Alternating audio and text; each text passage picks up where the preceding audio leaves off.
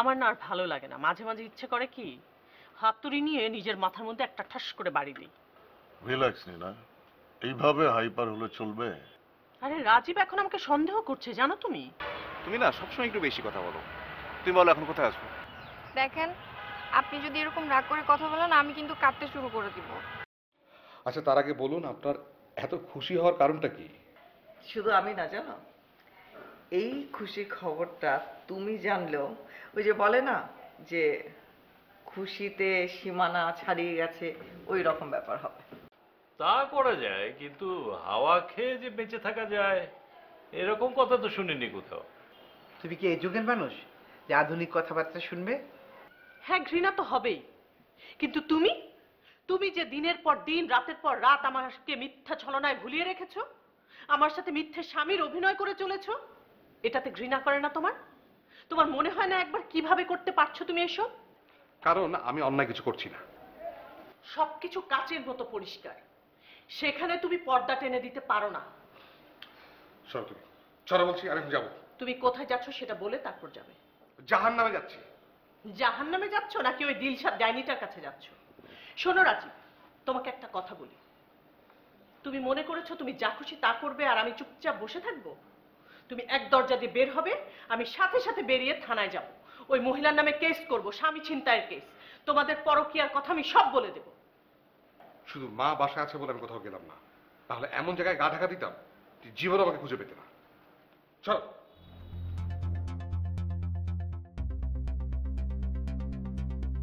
মনে হয় আমার এই বিদ্রোহী রূপ দেখে রাজীব ভয় পেয়েছে।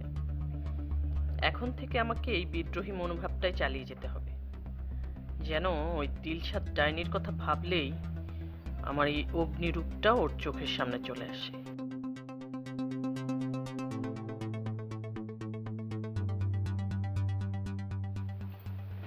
যাই বলো, তোমার ওই হাউজিং কোম্পানিতে বাড়িটা দিয়ে দিয়ে একদম ঠিক হয়নি। এখানে থাকতে আমার একদম ভালো লাগছে না। কে জানতো যে ওরা দুইজন এরকম প্রতিদিন ঝগড়া করবে।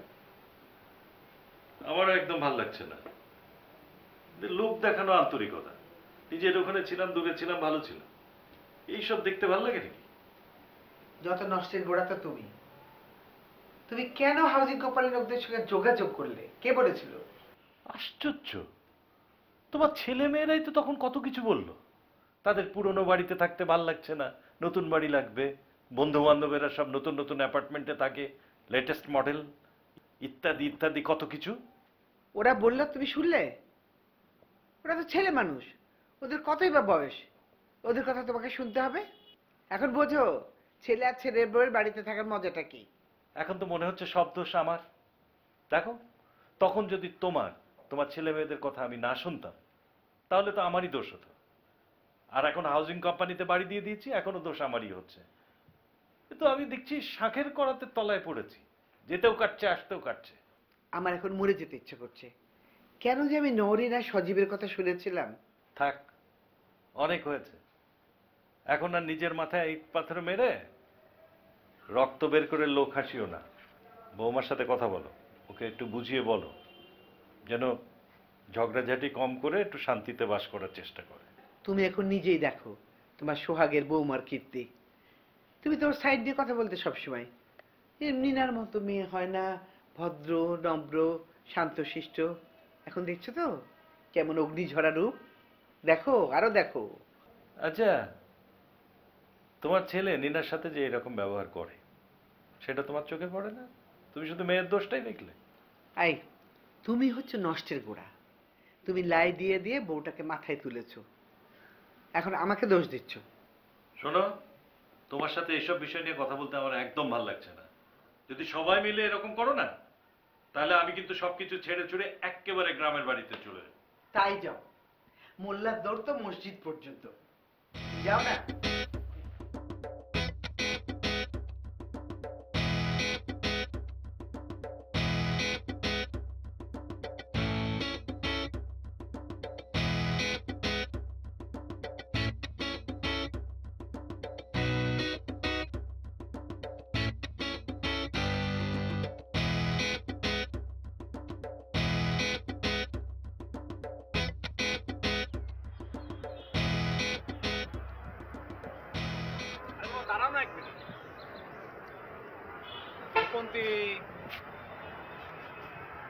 কি হয়েছে? সেদিন আমাকে এত অপমান করে এখন ওর পেছন থেকে ডাকাডাকি করছেন কেন? না মানে সরি, মানে ওই দিন না ওইভাবে আমার আচরণ করা ঠিক হয়নি। আমার না মাথা ঠিক ছিল না। আমি মানে ভুল করে ফেলছি। আমি এক্সকিউজ মানে তুমি ভুলে যাও। থাক, আর জুতো মেরে গরু দান করতে হবে না। আপনি আসলে কেমন মানুষ আমি খুব ভালো করেই বুঝে গেছি। না মানে এটা ভুল বুঝছো তুমি, বুঝছো? কারণ মানুষ মাত্রই তো ভুল করে, তাই না? আমার একটা ভুল হয়ে গেছে, তুমি কি ওইটাকে পুঁজি করে নিয়ে থাকো বলো? মানে মাফ করে দাও আমাকে, এক্সকিউজ। ক্ষমা করে দিব? কাকে? কিভাবে শুনি? যে মানুষটা আমার ভালো লাগা মন্দ লাগা কোনো কিছুই বুঝতে চায় না, তাকে আমি আসলে কিভাবে যে ক্ষমা করবো এটাই আমি বুঝতে পারছি না। রুমন্তি প্লিজ, মানে তুমি মন খারাপ করো না। তুমি কিন্তু ইমোশনাল হয়ে পড়ছো। ইয়েস, ঠিকই বলেছেন আপনি। আমি আসলে ইমোশনাল ফুল। রুমন্তি প্লিজ, মানে মন খারাপ করো না। এখন তুমি বলো যে তুমি কেমন আছো, তোমার বাসার সবাই কেমন আছে। সেটা জেনে আপনার কি লাভ? রুমন্তি প্লিজ ট্রাই টু আন্ডারস্ট্যান্ড। আমি বুঝছি যে ওই দিন উপহারগুলো নিয়ে ওই ধরনের আচরণ করা আমার ঠিক হয়নি। উপহার যত ক্ষুদ্রই হোক না কেন, উপহার আসলে কোনো টাকার মূল্যে বা অন্য কিছু দিয়ে হয় না। উপহার হচ্ছে মানে একটা অন্য জিনিস। আমার আসলে ওই রকম আচরণটা উচিত হয়নি। তুমি আমাকে এক্সকিউজ মাফ করো। আপনি কেমন আছেন? কেমন যাচ্ছে আপনার সার্ভিস লাইফ? আপনার বাসার সবাই কেমন আছে? আপনার মা, আপনার ভাই? আমি ভালো আছি, আমার পরিবারের সবাই ভালো আছে। মা আমাকে নিয়ে একটু টেনশন করে। কেন? না ওই সারাক্ষণ মা সেই একই ধরনের ক্যান ক্যান ক্যান ক্যান করে যে একটা বাসায় একটা বউ নিয়ে আয়, একটা ভালো থেকে বউ নিয়ে আয়, নাকি প্রতি দেখি এই প্রতিদিন রান্না করে আমি হাত পোড়ায় খাওয়াতে পারবো মাত্র এই আর কি। মা তো একেবারে ঠিক কথাই বলেছে। আপনার তো বিয়ের বয়স অনেক আগেই পার হয়ে গেছে। আর কবে বিয়ে করবেন? মানে আমার আর চান্স নেই মানে বিয়ে হওয়ার, তাই না? মানে আসলে কি যে মেয়ে খুঁজতে খুঁজতেই তো এরকম দেরি হয়ে গেল আমার। মানে মনের মতন মেয়ে পায় না যে আমার ভালো মন্দ বুঝবে, আমার নিজের মাকে তার নিজের মা মনে করবে, আমার ভাইকে নিজের ভাই মনে করবে, সংসারটাকে নিজের মতন করে নেবে। এভাবে তো মেয়ে খুঁজতে খুঁজতে আমার দেরি হয়ে গেল। আসলে মেয়ে আর পাওয়া যাবে না। খুঁজে দেখুন, আশেপাশে পেয়ে যাবেন।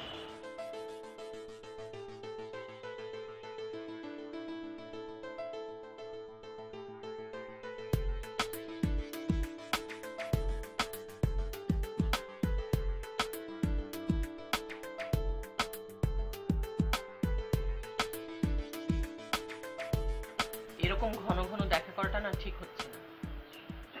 আমার মনে হয় রাজীব কিছু টের পেয়ে গেছে। ইদানিং দেখছি কেমন যেন বিহেভ করে। আরে কথায় বলে না, বনের বাঘে খায় না মনের বাঘে খায়। তোমাকে এখন মনের বাঘে খাচ্ছে। কথায় কথায় তোমার এসব প্রবাদ বাক্য শুনতে আমার আর ভালো লাগে না। তা লাগবে কেন? করো তো বিজনেসম্যানের সংসার। সারাক্ষণ খালি মাথার মধ্যে টাকা আর টাকা আর টাকা। শিল্প সাহিত্যের কথা ভালো লাগবে কেন? সারাক্ষণ চান্স খুঁজো না। কখন তোমার ওই শিল্প সাহিত্য নিয়ে আমাকে একটা খোঁচা দিবে? আমি তোমার কাছে আসি একটু শান্তি পাওয়ার জন্য। আর আমি তো বিভিন্ন রিস্ক নিয়ে আসি তোমার সাথে ঝগড়া করার জন্য। আচ্ছা এখন বলো, কেমন আছো তুমি? কেমন চলছে তোমার সংসার? আর সংসার রাজীব আর আগের মতো নেই। ও ইদানিং কেমন যেন বাঁকা বাঁকা করে আমার সাথে কথা বলে। শোনো, তুমি তোমার জামাইয়ের নিয়ে টেনশন ফ্রি থাকো। ও তোমার এই পুরনো প্রেম নিয়ে মাথা ঘামাবে না। ও ব্যস্ত আছে ওর ম্যাডামকে নিয়ে। ম্যাডামকে কিভাবে খুশি করা যায়, কিভাবে তার মনের গভীরে আরো আরো প্রবেশ করা যায়, এইসব নিয়ে।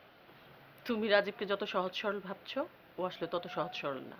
ও খুব ভালোই জানে নিজের উদ্দেশ্য হাসিল করার জন্য কতটুকু কি কৌশল অ্যাপ্লাই করতে হবে, সেটা সে খুব ভালোই জানে। তোমার জামাই, তুমি ভালো জানো। বাদ দাও। তুমি কেমন আছো? সংসার কেমন চলছে? বউ? বউ বাপের বাড়ি গেছে আম খাইতে। তাহলে তুমি কোথায় খাওয়া দাওয়া করছো? এই হোটেল টোটেলে খাচ্ছি, আবার কখনো কখনো হাত টাত পড়ায় আলু সেদ্ধ খাচ্ছি, ডাল ভাত খাচ্ছি।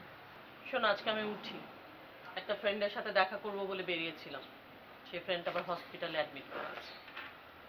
ঠিক আছে, যাও, তোমার তো আমি ধরে রাখতে পারবো না, আর সে ক্ষমতাও আমি আমার নিজের দোষে হারাই ফেলছি। এখন আবার এসব কথা শুরু করলে কেন? যাই, হ্যাঁ, মন খারাপ করো।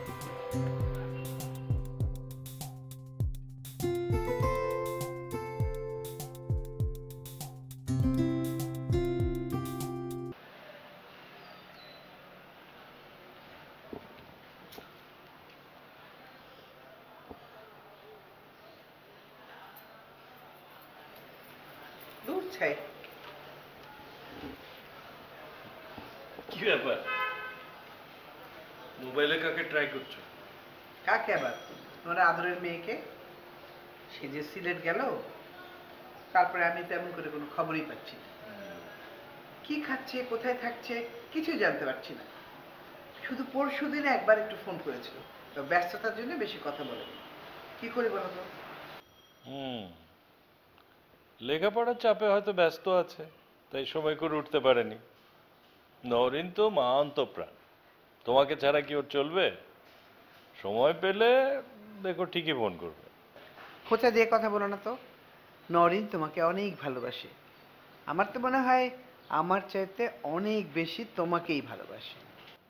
শোনো রাজীবের মা, নরিন আমার একমাত্র মেয়ে, কিন্তু আমি সেটা তাকে বুঝতে দেইনি যে সে মেয়ে। রাজীব সজীবের মতোই আমি তাকে বড় করেছি। সেই জন্যই তো আমার মেয়ে কত সাহসী, সার্ভাইভাল অফ দ্য ফিটেস্ট। দেখো, ও ভালো একটা কিছু করে দেখাবে আমাদের। শোনো, ছেলে মেয়েদের এত মাথায় তুলে লাই দিতে নেই।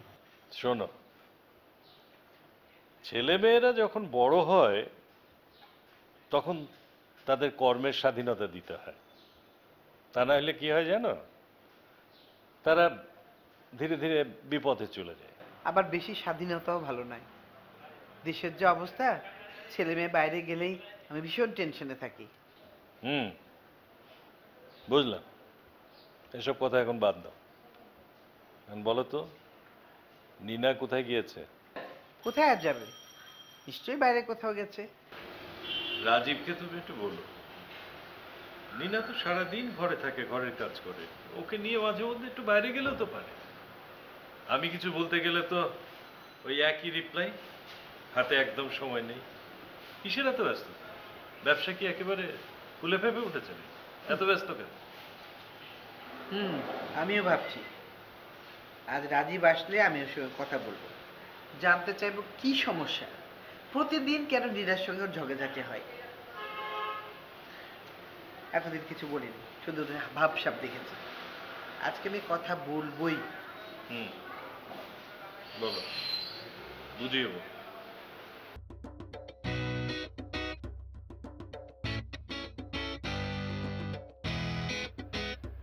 নীনা, নীনা, নীনা, কি হয়েছে? এরকম চিৎকার করছো কেন? এটা আমি কি শুনলাম? কি শুনেছো যে এরকম চিৎকার করছো অফিস থেকে ফিরে? তুমি নাকি বর্ষার গায়ে হাত তুলেছো? হ্যাঁ, তুলেছি। তাতে তোমার কোনো সমস্যা হয়েছে? আমার কোনো সমস্যা মানে? কি বলছো তুমি এসব? মানুষের কথা শুনে দয়া করে আমার সাথে চিৎকার করবে না। তুমি কি জানো তুমি কত বড় অন্যায় করেছো? খালা যখন এই কথা শুনবে, উনি কতটা কষ্ট হবে তুমি একবার ভেবে রেখেছো? খালার কাছে তোমার পজিশন কোথায় গিয়ে দাঁড়াবে?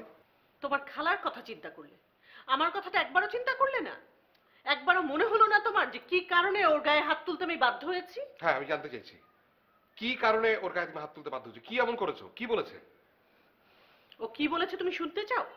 তুমি আমার পরিণাম না ভেবে নিজের পরিণামের কথা ভাবো। 2 দিন পরে রাজীব ভাই যখন আরেকটা বিয়ে করে দ্বিতীয় বউ ঘরে এনে তুলবে, তখন তোমার কি হবে? হ্যাঁ, কি হবে তোমার? ওই বউ তো সারাক্ষণ তোমাকে অর্ডার করতে থাকবে, আর তুমি হবে এই বাসার কাজের বুয়া। বর্ষা, এখন তুমি আমাকে বলো, ও কোত্থেকে সাহস পায় এই ধরনের কথা আমাকে বলার? কে ওকে সাহস দিয়েছে? তুমি। আসলে তুমি দিনের পর দিন আমাকে অপমান অবহেলা করছো, এবং সবাই এটা দেখছে। এটা দেখে দেখে এ ধরনের বিহেভ করার মতো সাহস পাচ্ছে। আর তুমি উল্টো এসেছো আমার কাছে কৈফিয়ত চাইতে, কেন আমি বর্ষার গায়ে হাত তুলেছি। ছি, লজ্জায় অপমানে আমার মাথা হেট হয়ে যাচ্ছে। আচ্ছা, তোমরা কি কেউ কাউকে একটু ছাড় দিতে পারো না? এটা আমাকে না বলে দয়া করে তুমি তোমার আদরের বোনকে বলো। সে কেন ছাড় দিতে পারছে না? এই বাড়িতে এসে থাকছে আবার আমাকে মুখের উপর কথা শোনায়। কত বড় বেয়াদব একটা। তোমরা মানে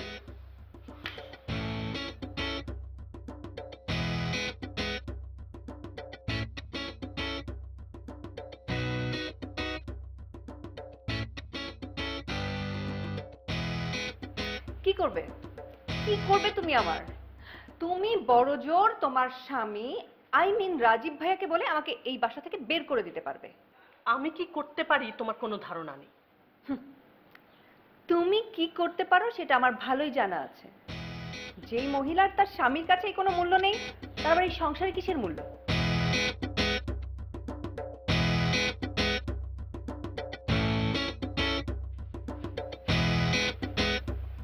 তোমার বোনকে তুমি বলে দেবে ফার্দার যেন আমার সাথে এই ধরনের বিহেভ না করে, তাহলে কিন্তু আমি ছেড়ে কথা বলবো না।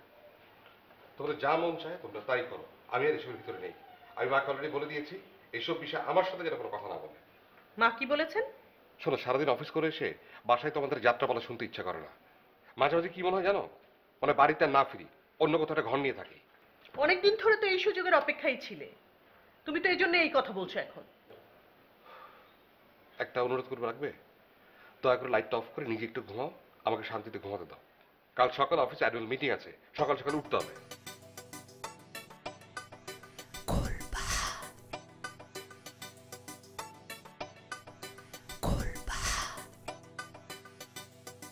তোমার সাথে একটু কথা আছে আমার,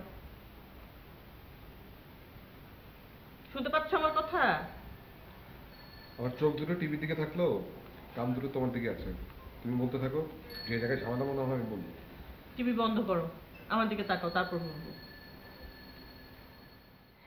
বলো, কি এমন জরুরি কথা যে একদম চোখে চোখ রেখে শুনতে হবে? শোনো, বলছিলাম এতগুলো মানুষ কি আর একটা বাড়িতে থাকা সম্ভব? একটা বড় বাসা নাও। কেন, এখানে থাকতে কি অসুবিধা হচ্ছে? অসুবিধার কথা কে বললো? সবাই বড় মানুষ, সবার আলাদা আলাদা একটা রুম দরকার না? তাছাড়া মা বললো আজকে নরিন আসবে, ও কোথায় থাকবে? কেন, বর্ষার ঘরে থাকবে। তুমি তোমার বোনকে চিনো না? ও বর্ষার সাথে থাকতে পারবে, অ্যাডজাস্ট করতে পারবে? আরে বাবা, ও তো আর সবসময়ের জন্য এখানে থাকছে না, ওর হোস্টেলের প্রবলেমটা মিটে গেল চলে যাবে। আর নরেনে তো কোনো প্রবলেম হওয়ার কথা না, ও তো আর অবুঝ না। আর ওদের আন্ডারস্ট্যান্ডিংও যথেষ্টই ভালো। আমার মনে হয় ও থাকলে খুশি হবে। তার মানে তুমি বলতে চাচ্ছ কারো কোনো সমস্যা নেই, সব সমস্যা আমার, আমি বানিয়ে বানিয়ে এসব বলছি? আরে বাবা, আমি কি এই কথা বলেছি তোমাকে? না বলনি, কিন্তু তোমার কথা শুনে সেটাই মনে হচ্ছে। তুমি না আসলে আমাকে ছোট করে মজা পাও, তাই না? তোমার কথা শুনে স্পষ্ট এটাই বোঝা যাচ্ছে যে তুমি আমাকে মিন করে বলছো। এরপরে যদি কোনো ঝামেলা হয় আমি সরাসরি তোমাকে দোষারোপ করব। তোমার বোন বর্ষার ঝামেলা আমি আর মেনে নিতে পারছি না। দেখো, আমি তোমাকে এমন কিছুই বলছি না, তুমি মনে মনে সব বানিয়ে নিচ্ছ। আর বর্ষার যদি কোনো প্রবলেম হয় সেটা আমি দেখবো, তোমাকে তো দেখতে হচ্ছে না। আর বর্ষা ছোট মানুষ, ভুল তো ছোটরাই করবে নাকি? তুমি কেন এভাবে জিনিসটাকে দেখছো? আর নরিন আগে আসুক, তারপর দেখা যাবে।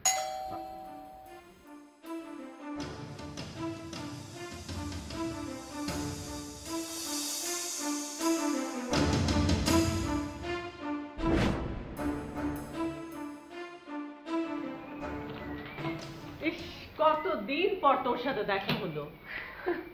জুস খাবি? একটু জুস বানিয়ে দিব? আরে না, কিছু লাগবে না, আমি এমনি ফ্রেশ আছি। কেমন আছো তোমরা?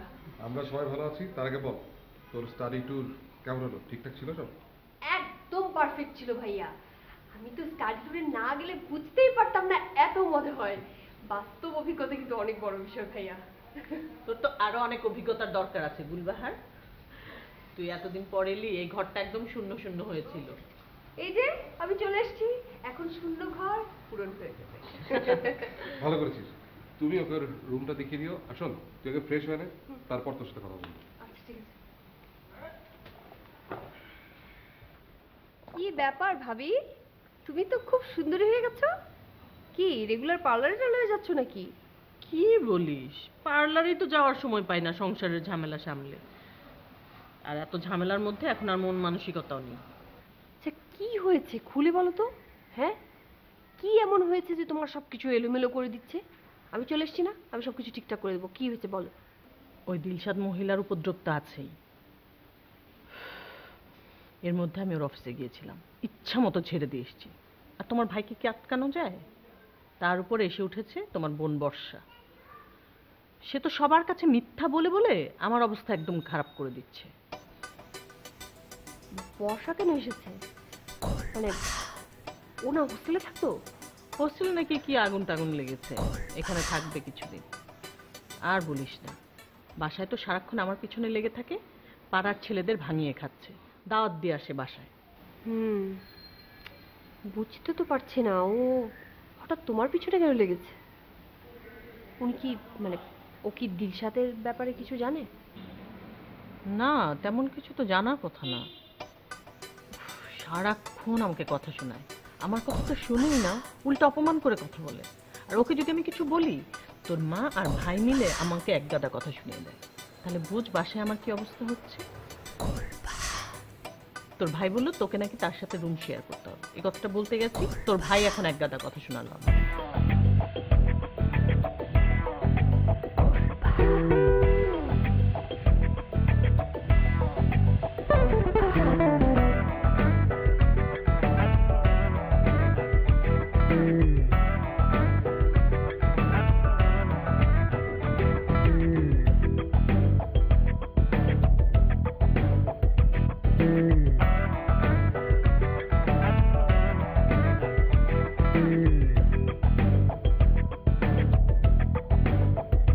Mm-hmm.